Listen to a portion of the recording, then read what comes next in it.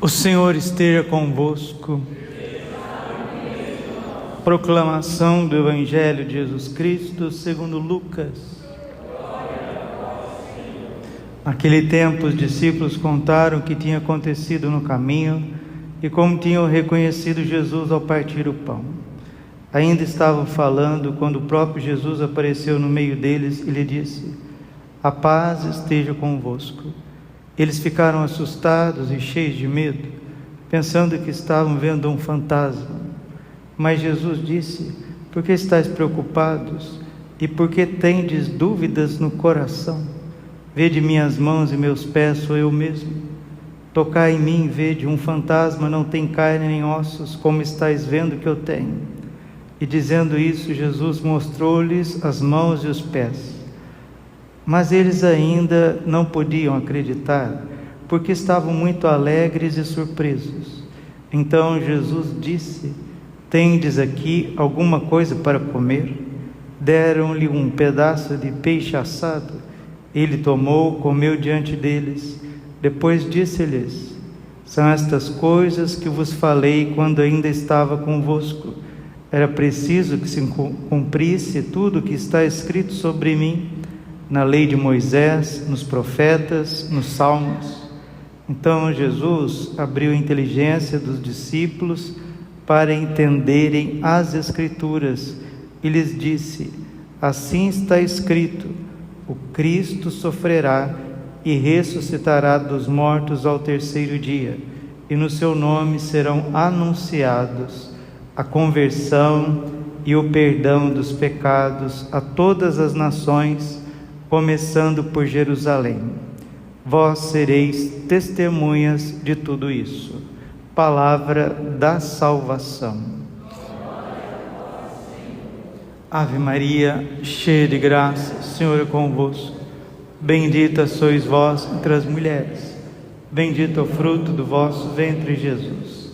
Santa Maria, Mãe de Deus, rogai por nós, pecadores, agora e na hora de nossa morte. Amém. Vinde, Espírito Santo, vinde por meio da poderosa intercessão do Imaculado Coração de Maria, vossa amadíssima esposa. Podemos sentar um pouquinho. Jesus, manso e humilde de coração.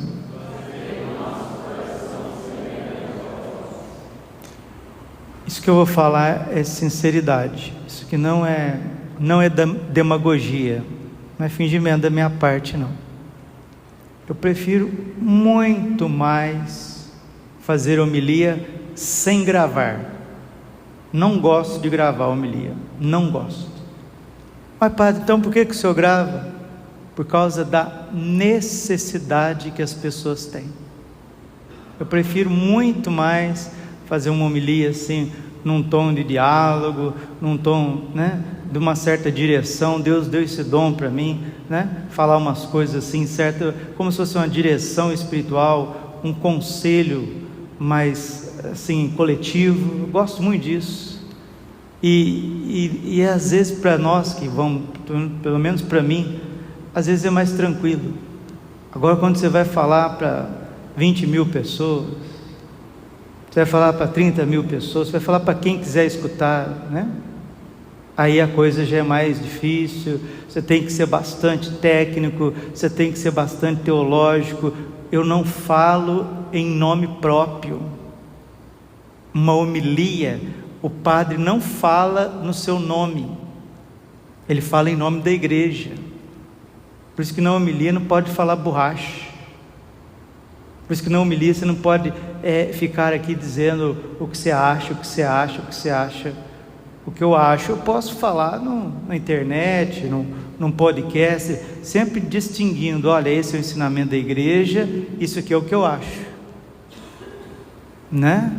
Às vezes as coisas que a gente acha está muito certo, mas a gente não pode passar na frente da igreja, não pode. Graças a Deus, a gente tem tanta literatura mística reconhecida pela igreja, graças a Deus, tanto das aparições do Sagrado Coração de Jesus aos santos, Imaculado Coração de Maria, experiências místicas, que não vem trazer nada de novo, não vem, Tudo está na Sagrada Escritura, tudo está consumado. Tudo que foi dito em Fátima está dentro daquilo que foi revelado na Bíblia. Eu tenho até uma pregação sobre isso, uma homilia sobre isso. O conteúdo de Fátima é o mais estrito evangelho. Nossa Senhora apareceu em Fátima para recordar o evangelho a todos nós, todos nós. Mas por que eu estou gravando as homilias? Porque eu vi que é necessário, eu vi, já viajei esse Brasil, aonde eu vou as pessoas vêm agradecendo, já vi inúmeros testemunhos, aqui em Várzea Grande, aqui na Capela São João Bosco, já passou gente aqui de quase todos os estados do Brasil, e gente além Brasil, que veio aqui participar da missa, fazer uma confissão e agradecer. Mas vieram agradecer quem? O Espírito Santo, Jesus Cristo. Eu tenho plena consciência que graças a Deus, a sua infinita misericórdia, não sou eu que digo, é o Espírito Santo. Ninguém pode dizer que Jesus Cristo é o Senhor, se não for na força do Espírito Santo. 1 Coríntios capítulo 12, versículo 3. O senhor tem uma cabeça tão boa, padre, o senhor guarda tudo quanto é versículo. Isso é também dom de Deus, dom do Espírito Santo. Tudo que Deus dá para uma pessoa, um carisma, é para o benefício do outro. Por isso que São Paulo vai dizer: ai de mim se eu não evangelizar, ai de mim se eu não abrir a minha boca. Mas que eu prefiro 100 vezes falar somente para as pessoas que estão aqui, e eu fico até mais à vontade. E quando a gente fica mais à vontade, mais espontâneo, mais natural, o Espírito age mais ainda, aí é mais profundo, é melhor. Então rezem, vocês que estão aqui, vocês que ouvem em casa, rezem para que o Padre Braulio seja esse instrumento de Deus, instrumento da igreja. Eu sou padre católico, sou padre da igreja, una, santa, católica e apostólica. Eu sou colaborador do meu arcebispo, Dom Mário. Estou em comunhão com toda a igreja, e a igreja hoje está sofrendo muito, sofrendo demais, e a luta é essa, é o que eu dizia ontem para vocês, a luta é essa, a luta é contra a unidade dos cristãos. Então o próximo Papa, nós vamos ter que rezar demais para ele, para que ele tenha muita sabedoria, para que ele seja um homem que vá levar a igreja, assistido pelo Espírito Santo, vai levar a igreja num único caminho, na diversidade de todas essas situações que nós estamos vivendo. Mas vamos rezar. Agora aqui eu quero dizer uma coisa mais importante. Padre, o que tem de mais importante do que o conclave? O hoje, o agora. Agora, hoje, o conclave vai começar só depois do funeral do Papa Francisco, que vai ocorrer sábado. Depois vem o conclave. Mas tem uma coisa muito mais importante que o conclave: o hoje. Mateus capítulo 6, versículo 34. Cada dia basta o seu cuidado. Em outras traduções, cada dia basta o seu problema.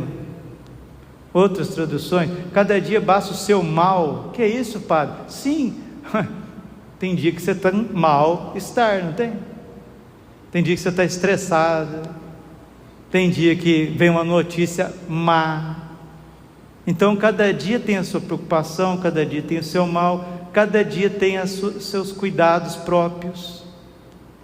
E eu estou percebendo que nós católicos, 1 bilhão de católicos, por que o catolicismo está numa certa crise de identidade, de unidade?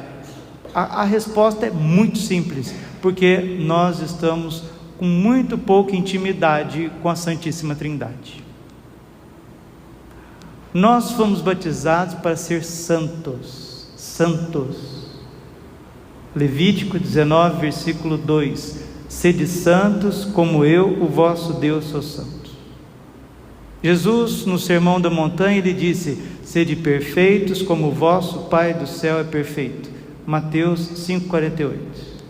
O Espírito Santo dizendo através de São Paulo, 1 Tessalonicenses capítulo 4, versículo 3: esta é a vontade de Deus a vosso respeito, que sejais santos, que buscais a santidade. Padre, o que é a santidade? Não é outra coisa do que a vida de Cristo em nós, a nossa conformidade com Cristo, no amor, na verdade, na comunhão, na inabitação da Trindade e na perfeição da caridade.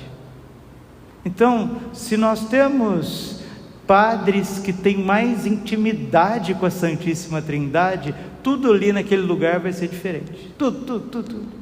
Nós temos uma leitorinha que vai fazer uma leitura, que vai chegar, vai arrumar, vai ser diferente. Onde uma pessoa que tem intimidade com Deus, com a Santíssima Trindade, um acólito que tem intimidade com a Santíssima Trindade, o jeito dele, ele não precisa falar, ele não vai pregar, mas o jeito dele, o olhar dele na liturgia, o zelo, a pureza, vai evangelizar outros jovens, por causa da intimidade que ele tem com Deus. Se você vai fazer uma consulta no médico, esse médico, ele é de missa diária, ele acorda cedo para ir na missa, como São José Moscati, que era médico. Se você for fazer uma confissão com um padre que tem uma intimidade profunda com Deus, você vai falar: meu Deus, aquela confissão foi diferente. Se o advogado que você está precisando dele é um homem de Deus, um homem reto, vamos supor que aquele advogado acordou de madrugada, rezou um rosário com o Frei Gilson, passou na missa, comungou e vai te atender depois. É diferente. Quem come a minha carne e bebe o meu sangue permanece em mim e eu permaneço nele. Vai vir um jardineiro cuidar do jardim, mas aquele jardineiro acordou cedo, rezou o terço, escutou uma homilia, pediu o Espírito Santo e vai cuidar do jardim. Aquele trabalho será muito mais bem feito. No dia da Sexta-feira Santa, nós fizemos a celebração penitencial, depois fomos fazer a Via Sacra Eucarística, Via Sacra de São Pedro, Julião e Marte. São Pedro, Julião e Marte, segundo o Papa Pio XII, foi o maior propagador, campeão e herói de Jesus, hóstia. Palavras de Pio XII em relação a São Pedro, Julião e Marte, o santo da Eucaristia. E aquelas 14 estações que nós refletimos aqui no quarteirão, mostrou claramente para nós o quanto que a igreja que eu falo, somos batizados, viu? Igreja, a gente fala igreja, o povo já pensa: ai, é o cardeal X, o bispo Y, o Papa A, o Papa... Não, meu Deus do céu, ajuda a gente aí. Quando eu falo igreja, somos os batizados, são os batizados, somos os membros de Jesus Cristo, do seu corpo místico. Nós estamos no século 21, no ano 2025. Qual que é a razão de muitos lugares no planeta a igreja está numa apatia muito grande? Porque os batizados não têm uma vida santa, não têm uma vida ordenada, porque a graça que Deus quer nos santificar pressupõe a nossa natureza. Nós precisamos estar apartados do mundo.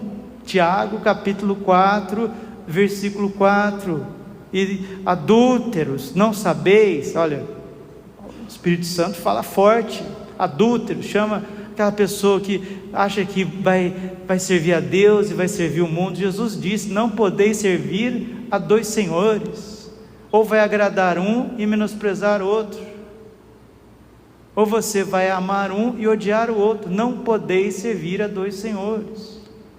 E o mundo, o trabalho e o estudo, que são coisas principais depois da família, né? Tira aqui de lado um pouquinho Deus e a religião, deixa só aqui, porque é o mais importante: família, trabalho, estudo. Mas Quanto mundanismo nas famílias, quanto mundanismo nos trabalhos. Estou falando dos cristãos. Como que os cristãos católicos, especificamente, estão sofrendo para ser família? Porque o mundaré está lá dentro. Como que os cristãos católicos estão sofrendo para trabalhar, porque é básico trabalhar. Como é que uma pessoa vai pôr o pão nosso de cada dia se não trabalhar? Como que vai fazer? Mas para trabalhar parece que vai perder as virtudes todas, para trabalhar. Estudar, nós vamos pôr as crianças na escola. Meu Deus do céu, dá medo de pôr criança na escola, na faculdade, adolescente, porque vai chegar lá, o mundão vai estar lá dentro. Ai, padre, mas nós não podemos pôr a família, as crianças, a gente não pode viver numa redoma, né? O Papa São João Paulo II disse que nós estamos no mundo, mas nós não somos do mundo. E aqueles que vão ficando bem amiguinho do mundo, a Bíblia chama eles de adúlteros. Adúlteros. Isso aqui é adultério, né? Tiago capítulo 4, versículo 4. Adúlteros, não sabeis que a amizade do mundo é inimizade de Deus? Amigo do mundo, inimigo de Deus. E o que é o mundo? O mundo é esse relativismo. Você pode fazer o que você quiser. O mundo é esta falta de disciplina pessoal. O mundo são músicas, cultura, né? Aí em nome da cultura faz o que quiser, anda pelado. Em nome de cultura cobre o corpo com tantas tatuagens. Nosso corpo é templo do Espírito Santo. Tem nada contra as pessoas que têm tatuagens, nada. Amo o coração das pessoas, a alma das pessoas, a personalidade. Não tem nada contra pessoas que têm tatuagens. Meu pai tem 6 irmãos, é meu pai mais 6 irmãos, são 7 homens. O tio que eu mais gosto é o que tem tatuagem. Eu não tenho nada contra pessoas que têm tatuagem na minha família, nada disso. Mas se você é cristão, se você é católico, se você é batizado, não é vontade de Deus que nós façamos tatuagem, usemos piercing, que homens façam vasectomia, mulheres façam laqueadura, que os anticoncepcionais venham afogando a família católica, a família cristã. Nós não somos do mundão, nós temos Deus. Mateus 6,33, buscai em primeiro lugar o reino de Deus. O que é o reino de Deus, Padre? Salvação. A sua justiça. O que é a justiça, Padre? A santificação. E tudo mais vos será dado em acréscimo.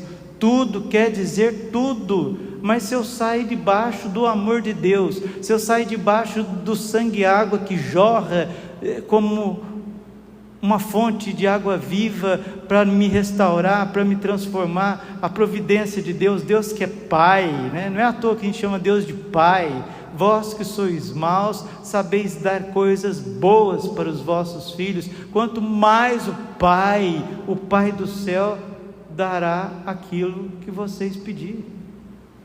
E Jesus diz, são os pagãos, ou seja, são as pessoas do mundão, que se comportam assim. Comportam como? Como se elas tivessem que resolver por elas mesmas tudo na família, tudo no trabalho, tudo nos estudos, tudo na saúde. Aí quando essas pessoas que não têm Deus no coração, também não estou aqui dizendo que nós somos melhores que eles, não, né? De jeito nenhum. Só Deus sabe quem que é quem, né? Não estou dizendo que a gente é melhor que ninguém, mas o mundão é assim. Quando a pessoa perde o controle daquilo, aí ela vai correr para os deuses, vai para os gurus, para os médiums, para os bruxos, para as bruxas, vai pedir o auxílio dos demônios. Aí começa a vir tanta contaminação espiritual, problemas de obsessão, problemas de possessão demoníaca. Nós temos pai, nós temos mãe, nós temos um celeiro. Deus nos alimenta com a carne do Filho dele, com o sangue do Filho dele. Deus provê, Deus proverá, sua misericórdia não faltará. Por que o Senhor está dizendo isso? Porque, gente, se nós não escolhermos todos os dias a melhor parte, que não nos será tirada, nós seremos, no mínimo,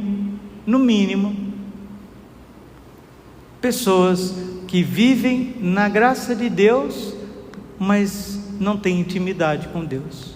É possível um negócio desse? É possível, quando a gente não aprende a rezar. Jesus censurou Marta, porque ela ainda não tinha virado essa chave, ela queria resolver tudo. Aí Jesus deu uma censurada nela, e parece que ela percebeu aonde que ela estava errando, fazendo coisas boas, mas estava errando, porque ela não parava. Enquanto nós estamos diante de Deus, parado, amando a Deus, Ele está derramando a vida dele em nós. É quando você para o teu celular, você para o teu celular, você deixa ele num canto, né? Você deixa ele num canto, parado, liga ele lá no carregador, lá ele vai recebendo energia, parece que ele vai ressuscitando, né? Então o celular você usa, para quem morre, pum, acabou a energia, morreu o celular. Se você não recarregar a bateria, você não usa o celular. Assim somos nós. Deus quer recarregar a nossa alma todos os dias, nossas baterias. Deus quer encher nosso coração dele mesmo, dos dons do Espírito Santo, dos frutos do Espírito Santo. Mas se a gente não parar, não tem jeito de fazer isto. E esta é a crise do cristianismo. Todas as esferas de pessoas que não param, estão muito agitadas, e aí você não vê pessoas santas, e aí vem as crises eclesiais.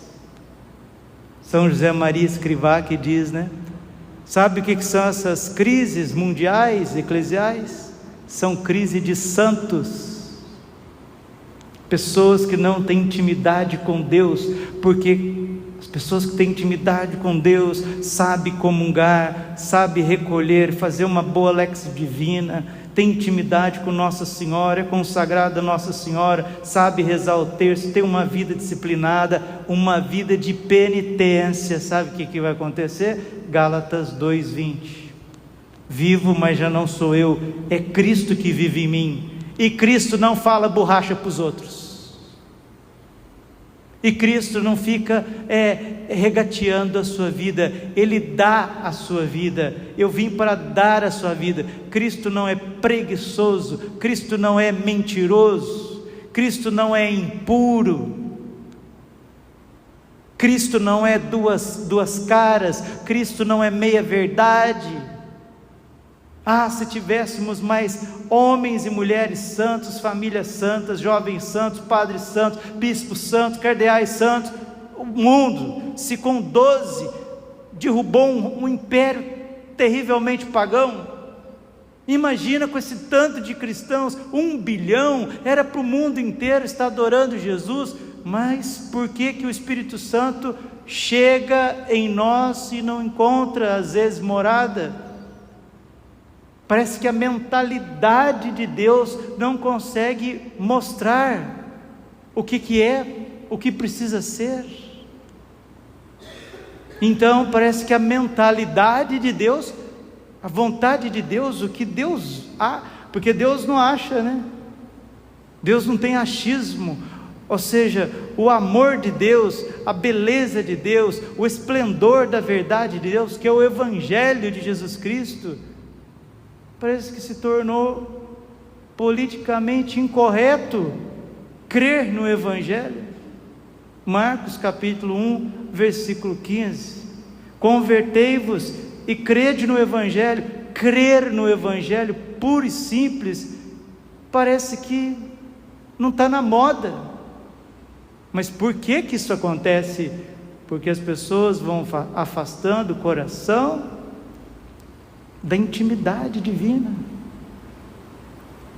Aí quando a gente perde o verdadeiro espírito do Evangelho, quando a gente quer aquilo que São Francisco de Assis dizia, né? É preciso viver o Evangelho sine glossa, o Evangelho sem frufrufru, o Evangelho na raiz. Aí a gente vê os grandes santos, né? São Francisco de Assis, São Domingos de Gusmão, Santo Inácio de Loyola, São Luís Grignon Maria de Montfort, São Bernardo de Claraval, esses santos que viveram o Evangelho à letra.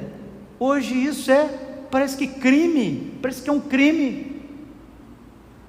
Aí as pessoas vão virando uns franguinhos, vão ficando assim quietinho, vão entrando nos seus cantinhos, com medo do que os outros vão pensar, com medo do que o mundo vai pensar, com medo do que a classe vai pensar.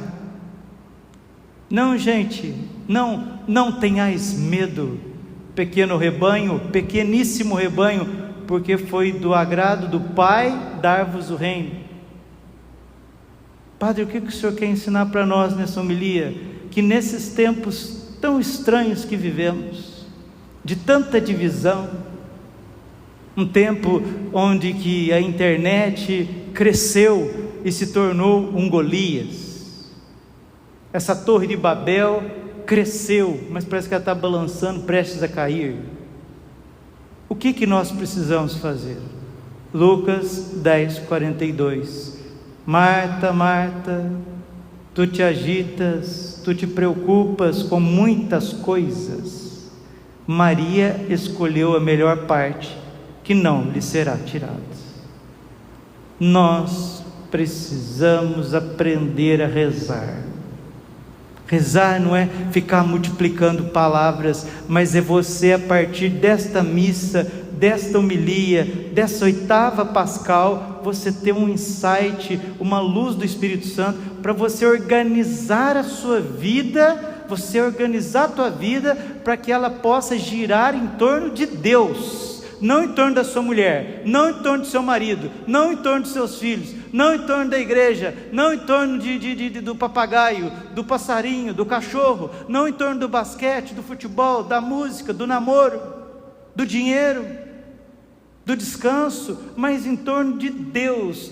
Girar, eu vivo para agradar a Deus, eu vivo para ser santo, então me dê a graça, Jesus, de buscar em primeiro lugar o Senhor, escolher a melhor parte, aprender a rezar, aprender a fazer uma lexio divina, aprender a fazer uma meditação com os santos. Eu gosto muito de Santo Afonso de Ligório, porque você pega ali, ele vai te explicar certinho as coisas que vai acontecer, mas tem muitos livros bons. Já falei da intimidade divina, do padre Frei Gabriel de Santa Maria Madalena, maravilhoso. Os carmelitas, livros, imitação de Cristo, meu Deus. Ter aquele tempinho, meia hora, 40 minutos, você faz aquela leitura, você faz aquela meditação pura e simples, aquela oração afetiva, pequenininha, e você tem a sua missa, você tem um momento de adoração, você tem um momento de rezar, ao menos o terço, e aquela vida regrada. Prepara o teu coração, prepara a tua vida, os teus afazeres, a disciplina. É isso que vai renovar a Igreja Católica. Se isso não acontecer, se a graça não produzir em nós os frutos de santidade, não é um Papa que vai resolver o problema da Igreja, por mais santo que esse homem seja. As pessoas querem o Papa perfeito, mas se vier o Papa mais santo do mundo, se nós não quisermos ser santos também, não vai adiantar nada. As pessoas querem que o Papa seja muito bom, mas por que a gente não seja? Por que nós não sejamos? Por que nós também não vamos viver a busca de sermos muito bons. O Papa tem que ser muito bom, eu também tenho que ser muito bom, nós temos que ser muito bons. O Papa tem que ser um homem muito santo, você também tem que ser uma pessoa muito santa. E aí o que mais está atrapalhando a vida de todo mundo é essa agitação. Essa agitação, parece que para ser família, para trabalhar, para estudar, para descansar, nós somos sequestrados em família, o mundo virtual nos sequestra. No trabalho nós somos sequestrados para o mundo virtual, nos estudos o mundo virtual nos sequestra, na diversão, no descanso somos sequestrados para esse mundo virtual. Se o último inimigo de Jesus Cristo a ser vencido é a morte, o último inimigo das almas interiores então é ficar pendurado na internet. Porque enquanto nós não limitarmos o uso desse mundo virtual, nós não vamos viver a vida natural e muito menos sobrenatural, que é o que não está acontecendo. Por isso, tanta loucura, tanta divisão, tantos problemas psíquicos. Que nesta Santa Missa, que esta reflexão te ajude a fazer uma coisa. É o que eu estou fazendo, estou compartilhando com vocês. Nem queria gravar essa homilia, queria falar conosco aqui, mas eu estou compartilhando porque eu sei que é necessário. Procura fazer um cronograma, né? Pega lá, domingo, segunda, terça, quarta, quinta, sexta, sábado. Ali tem que ter tempo para tudo, tempo para dormir mais cedo, acordar mais cedo, alimentação, tem que ter tempo para fazer uma caminhada, um esporte, fazer um convívio, uma fraternidade.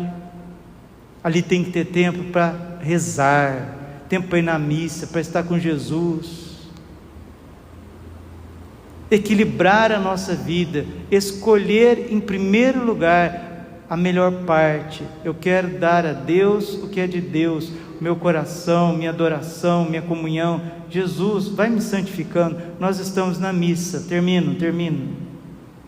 Nós vamos receber Jesus na Eucaristia, Corpus Christi, o corpo de Cristo, sangue de Cristo. Hoje o povo vai em missa, pega Jesus assim, leva para casa, na frente de gente. O que é isso, meu Deus?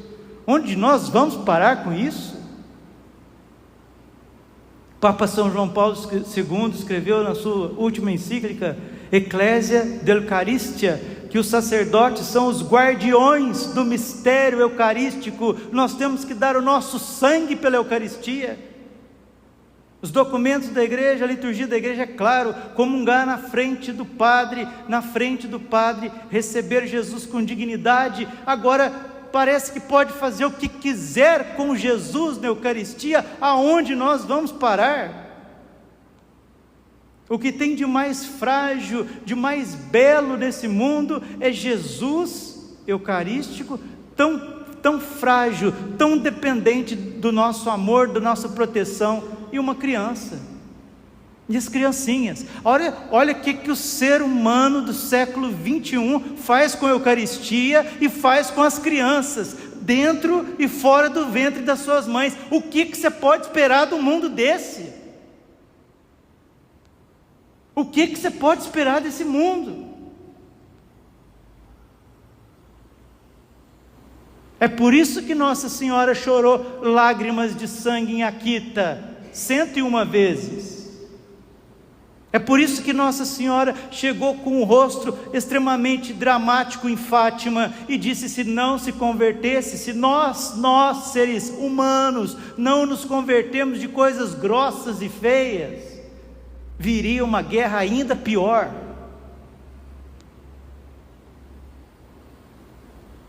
Escolhamos a melhor parte e ofereçamos tudo que vier a nós em reparação, como ensinou o anjo em Portugal. Antes de Nossa Senhora aparecer, houve uma aparição do anjo de Portugal, E ele veio com a hóstia consagrada e o cálice, e veio pingando sangue, a hóstia no cálice. E o anjo de Portugal disse aos 3 pastorzinhos: eu fui lá, eu ajoelhei tanto lá, mas foi o meu coração até acelerou. Veja o corpo e o sangue do vosso Deus, tão ultrajado, pisado, maltratado pelos homens. A gente acha que Jesus sofreu só lá embaixo, lá 2000 anos atrás no Calvário. Não, hoje, as coisas que se faz com a Eucaristia. Veja o que os santos, todos os santos, e o catecismo fala de comunhões sacrílegas. Aí você vai ver o que tem de mais frágil no mundo: a Eucaristia, as crianças intrauterinas, os fetos. E veja o ódio dos demônios contra a Eucaristia e contra os fetos. E quem que vai proteger? Começa ali. Depois tem que proteger tudo, depois tem que buscar fazer realmente a justiça que tiver no nosso alcance, em tudo, em todas as esferas da sociedade, mas começa pela Eucaristia e pelas crianças. Se qualquer justiça que você quiser fazer nesse mundo não começar pela Eucaristia e pelas criancinhas, não sei, não é esse o caminho. Que Deus, nosso Senhor, nos dê a graça de aprender a comungar em reparação, ordenar a nossa vida, porque se estivermos cheios de Jesus Cristo, seremos alegres, seremos felizes, seremos corajosos, seremos mártires, seremos inteligentes. Jesus está ali abrindo a inteligência dos discípulos para eles entenderem o Antigo e o Novo Testamento. Seremos santos, saberemos sofrer, sofreremos com alegria, porque bem-aventurados sois vós quando vos perseguirem, caluniarem e disserem todo tipo de mal contra vós por causa de mim. Alegrai-vos, porque assim eles perseguiram os profetas antes de vós.